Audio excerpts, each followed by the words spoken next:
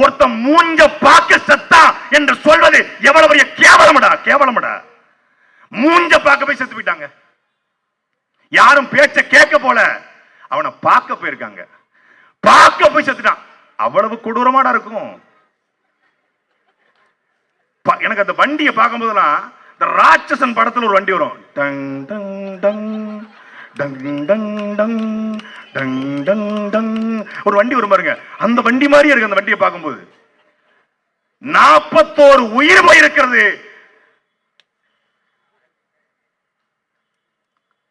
உங்களுக்கு பழி வாங்கணும்னா என்னைய பழி வாங்குங்க, அவங்கள விட்டுருங்க. CM sir,